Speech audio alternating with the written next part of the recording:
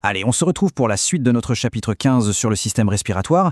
Dans cette deuxième partie, on va plonger dans la mécanique incroyablement précise qui permet à notre corps d'acheminer l'oxygène jusqu'à la moindre de nos cellules et bien sûr de se débarrasser du dioxyde de carbone. C'est un balai moléculaire qui est juste fascinant. La question est donc simple, comment ça marche concrètement? On va voir ensemble l'échange des gaz, comment ils sont transportés dans le sang et tout l'équilibre délicat qui fait tourner notre métabolisme.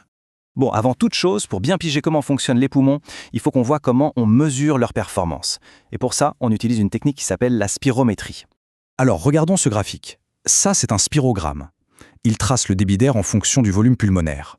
L'axe vertical, c'est le débit, positif quand on souffle, négatif quand on inspire. Et l'axe horizontal, c'est le volume. En analysant la forme de cette boucle et des points clés comme le pic de débit expiratoire, qu'on appelle PEFR, les médecins peuvent évaluer très précisément la fonction pulmonaire. Et là, il y a un truc super intéressant à remarquer. Quand on regarde les courbes à faible volume pulmonaire, elles finissent toutes par se rejoindre.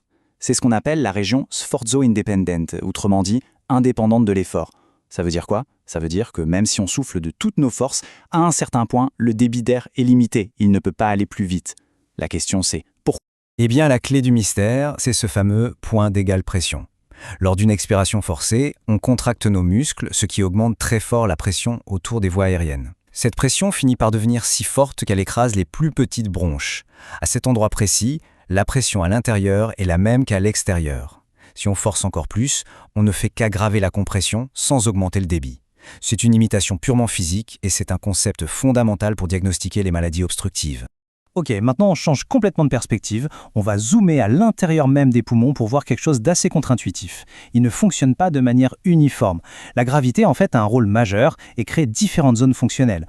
Pensez aux poumons un peu comme un ressort qu'on tiendrait par le haut. Le sommet est étiré par le poids du reste du poumon. Du coup, les alvéoles en haut sont déjà bien ouvertes au repos. Celles de la base, au contraire, sont plus tassées. Mais ça veut aussi dire qu'elles ont une plus grande marge de manœuvre pour se dilater pendant l'inspiration. On dit qu'elles ont une meilleure compliance. Résultat, la ventilation est bien meilleure à la base des poumons. Et ce qui est vrai pour l'air est aussi vrai pour le sang. Il faut savoir que la circulation dans les poumons, c'est un système à très basse pression. Du coup, la gravité a un impact énorme. Elle attire le sang vers le bas. On a donc, en gros, 3 zones. En haut, quasiment pas de flux sanguin. Au milieu, un flux intermittent. Et à la base, un flux continu et maximal. Et c'est là qu'on voit à quel point le système est bien fait. L'organisme va faire correspondre le flux sanguin, la perfusion, avec le flux d'air, la ventilation. La base des poumons est à la fois la zone la mieux ventilée et la mieux perfusée. C'est donc logiquement là que les échanges gazeux sont les plus efficaces. Le sommet, lui, reçoit de l'air, mais comme il y a très peu de sang qui y passe, il est beaucoup moins performant. Bon, l'oxygène est arrivé dans les alvéoles. Super. Et maintenant, comment est-ce qu'il fait pour aller jusqu'aux tissus qui en ont besoin? Eh bien pour ça, on a un service de livraison ultra spécialisé, l'hémoglobine. Regardez bien la différence entre ces deux courbes. La courbe de l'hémoglobine a cette forme caractéristique en S. On dit qu'elle est sigmoïde. C'est la clé de son efficacité. Ça traduit un phénomène qu'on appelle la liaison coopérative. Contrairement à la myoglobine qui, elle, attrape l'oxygène très fort et a du mal à le relâcher, l'hémoglobine est un transporteur bien plus intelligent. Alors comment ça marche cette fameuse coopérativité?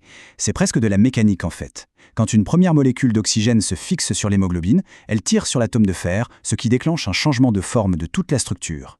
Ce changement se propage aux autres sous-unités et les rend beaucoup plus réceptives à l'oxygène.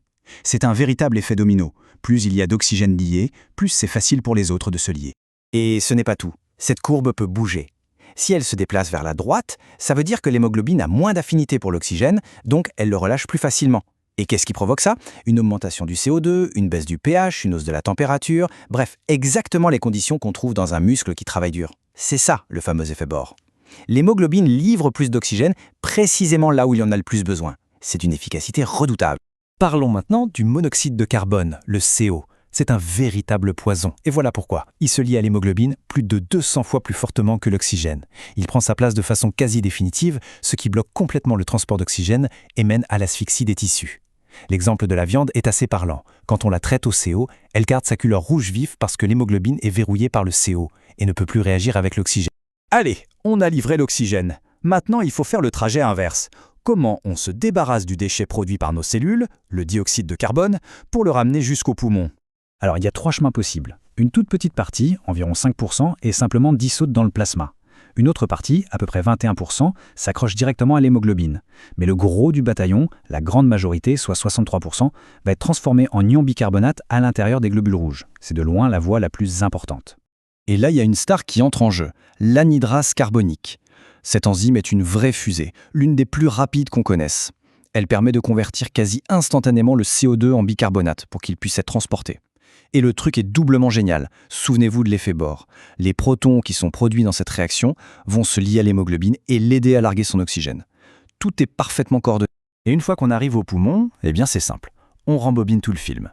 L'arrivée massive d'oxygène va déloger le CO2 et les protons de l'hémoglobine. Ces protons vont se recombiner avec le bicarbonate. L'enzyme STAR, notre enzyme STAR, reprend du service, mais pour faire la réaction inverse. Elle retransforme tout ça en CO2 et en eau. Le CO2 n'a plus qu'à passer dans l'alvéole pour être expiré. Et voilà, la boucle est bouclée.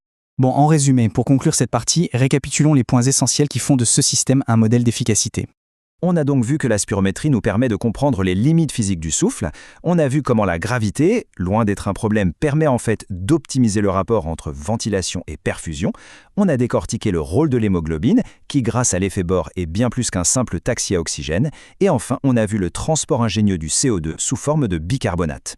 C'est un cycle parfaitement régulé qui s'adapte à chaque instant aux besoins du corps. Maintenant qu'on a vu comment le corps fait le plein d'oxygène pour produire de l'énergie, on va s'intéresser à la manière dont il absorbe le carburant. La prochaine fois, on s'attaquera donc à un autre système tout aussi passionnant, le système digestif. Voilà pour cette explication sur la respiration. Merci de l'avoir suivi. Et surtout, pour être sûr que tous ces concepts sont bien en place, n'hésitez pas à aller faire les quiz qui sont disponibles en lien sur le compte. On se retrouve au prochain chapitre.